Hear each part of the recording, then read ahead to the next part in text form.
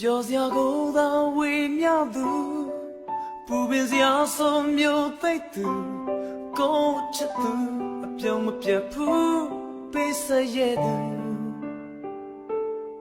ကိုယုံကြည်ရာကိုသူဖေးကူ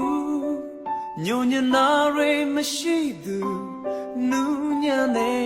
တန်စင်တဲ့နှလုံးသားရှိသူ